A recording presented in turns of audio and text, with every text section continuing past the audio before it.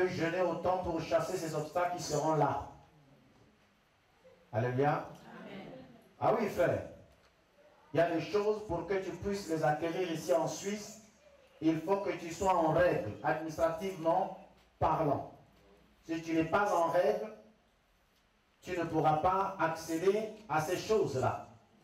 Alors, si tu veux chasser l'administration, administrativement parlant, si tu n'es pas en règle, tu ne pourras pas accéder à ces choses-là. Alors, si tu veux chasser l'administration, au nom de Jésus, elle ne partira pas. Elle sera toujours là. Il y a des obstacles qui sont naturels. Par exemple, nous, on a fait ce séminaire, il ne savait que pleuvoir. Ça, c'est naturel. Tu ne peux pas arrêter cette pluie parce qu'il y a un agriculteur qui a besoin de cette pluie. Et Dieu ne le fera pas aussi. Alléluia. En face des obstacles naturels, qu'est-ce que nous devons faire? Nous devons simplement traverser. On ne les chasse pas, mais on les traverse. Alléluia. Amen. Je crois que vous connaissez l'enseignement sur l'aigle.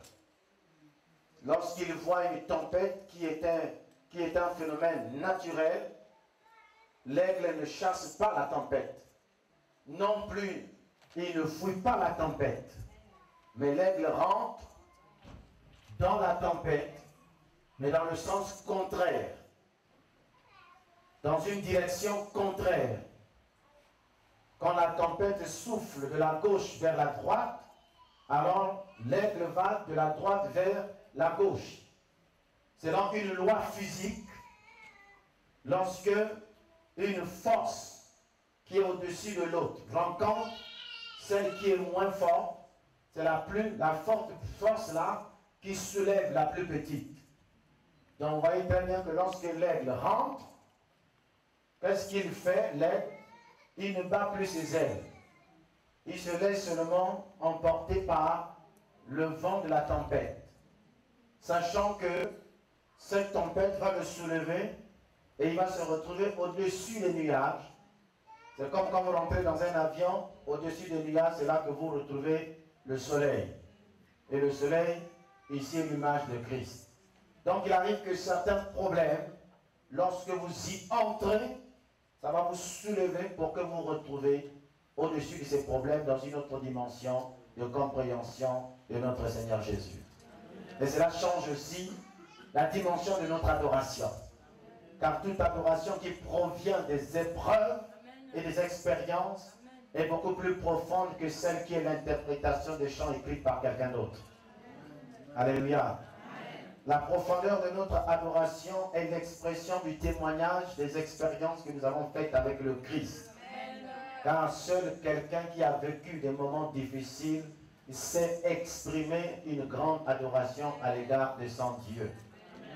Il y a une différence entre quelqu'un qui célèbre le Christ après une guérison et celui qui célèbre le Christ comme celui qui guérit, ce n'est pas la même chose. Celui qui a expérimenté la guérison lorsqu'il se perd dans la présence de Christ en le célébrant. Il a en mémoire comment il était malade et comment Jésus l'a guéri. À partir de cet instant, ce qui sort de sa bouche exprime ce qu'il pense au-dedans de lui. Et la puissance de Dieu vient et l'embarque encore dans une autre révélation du Seigneur. Alléluia. Donc les obstacles naturels, la Bible ne nous demande pas de les fuir parce qu'ils seront toujours là. On ne fuit pas les obstacles naturels parce qu'ils ne disparaîtront pas. Il y aura toujours la mer Rouge, il y aura toujours le Jourdain. Ça sera toujours comme ça. Je te demande simplement, traverse ces obstacles-là. Alléluia. Amen. Mais comment tu vas les traverser ces obstacles, frère? La première fois, Dieu dit à Moïse, qu'est-ce que tu tiens dans ta main? Lève seulement ton bâton et ensuite tu verras. Alléluia. Et lorsque Moïse a levé seulement le bâton, alors la puissance de Dieu a séparé la mer Rouge en deux. Qu'est-ce que j'essaie de t'enseigner? Qu'est-ce que j'essaie de te dire ce matin? Je suis simplement en train de te dire que Dieu ne te demande pas de reculer devant les obstacles naturels, mais il te demande de marcher et sa puissance te précédera. En sorte que tout lieu que foule la plante de tes pieds, il te donne la possession, l'héritage. Alléluia. De telle sorte qu'un enfant de Dieu, lorsqu'il se retrouve en Suisse et que la plante de ses pieds a foulé le sol suisse, il doit déclarer dans le nom de Jésus: comme la plante de mes pieds a foulé le sol de cette terre suisse, je prends possession de tout l'héritage de la Suisse et je proclame que cela m'appartient dans le nom de Jésus. Je ne suis pas un Africain ayant quitté l'Afrique pour venir vivre l'Afrique et être toujours africain. Non, je suis un Africain ayant quitté l'Afrique pour venir vivre l'Europe et devenir européen. À partir de cet instant, je m'intègre. Je m'intègre. Et oui, il faut s'intégrer, frère. On a l'impression que lorsqu'on fait nos cultes, c'est comme si on était à Kinshasa ou à Brazzaville. Ce n'est pas le cas.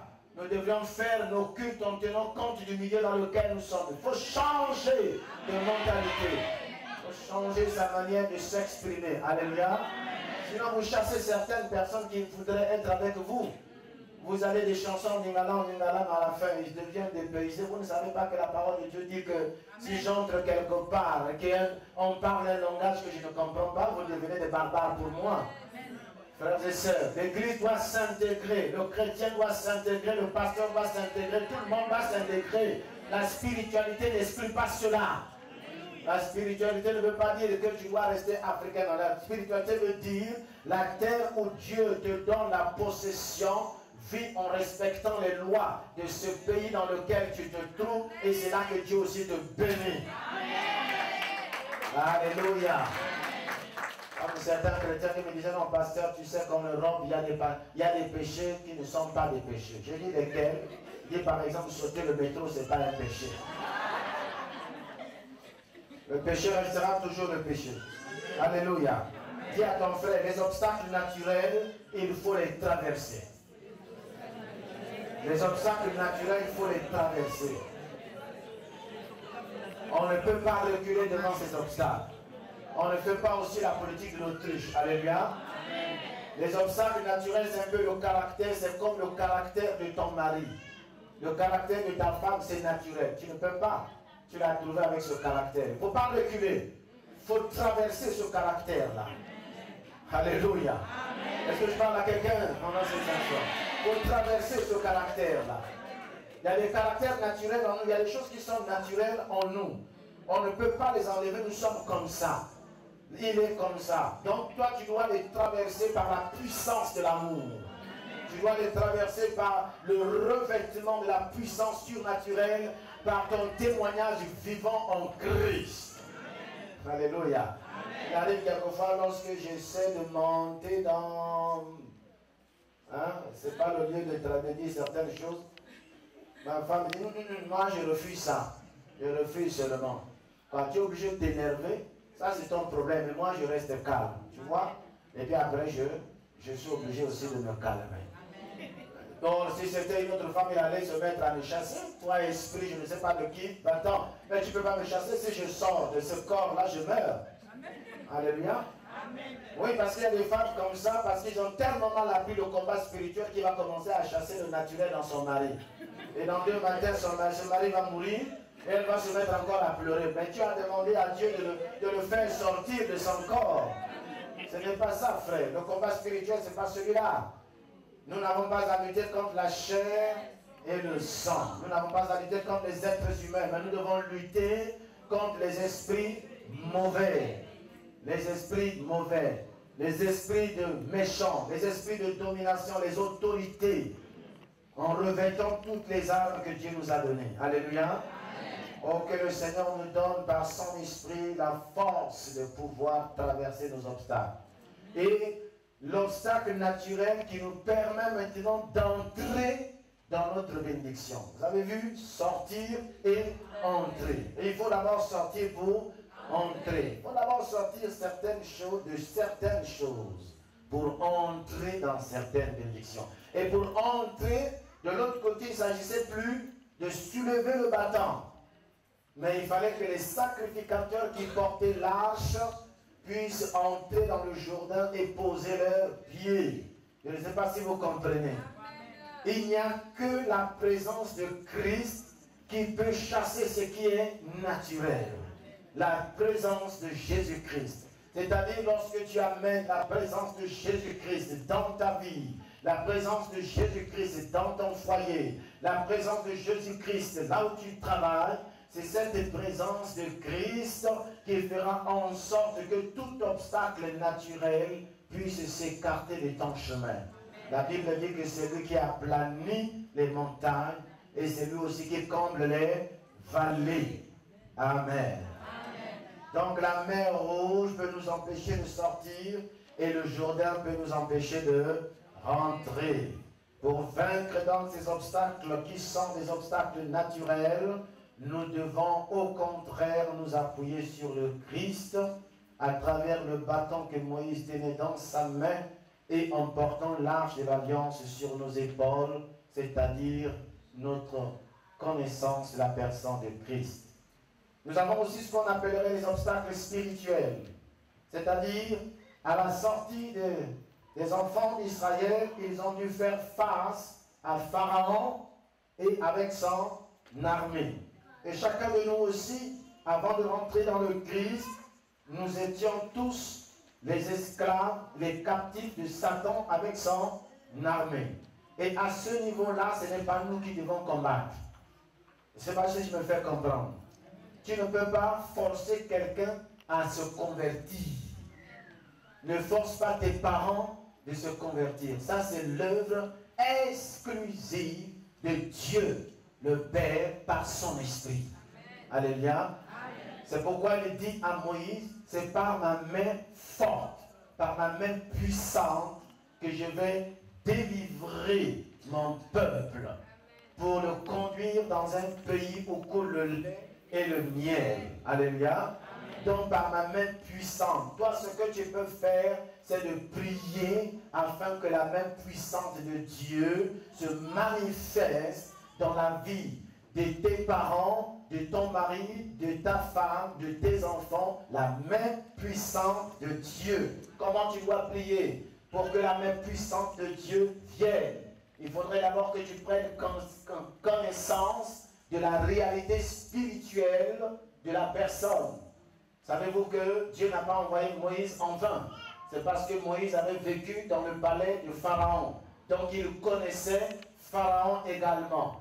Dans le domaine du combat spirituel, la connaissance de la réalité spirituelle est très importante. Alléluia. Donc c'est la main de Dieu qui s'est manifestée. Et qu'est-ce qui a permis la délivrance? Si vous lisez attentivement les Saintes Écritures, vous allez vous rendre compte que à la sortie de l'Égypte, ils ont célébré une fête. À l'entrée de la terre promise, ils ont célébré aussi encore la même fête. Et chacune de ces fêtes symbolise une personne. Et cette personne est le Christ, notre Pâques, qui veut dire passer outre. Ça veut dire que lorsque nous sommes appelés à sortir ou à entrer dans notre héritage, l'esprit dominateur, l'esprit exterminateur, l'esprit satanique qui détruit dans le monde entier, lorsqu'il passera pour détruire, il y a des endroits, il y a des maisons que cet esprit ne peut pas entrer à cause de la présence d'un signe extérieur qui donne à cet esprit qui empêche plutôt à cet esprit d'entrer. Et ce signe extérieur, c'est le sang de Jésus.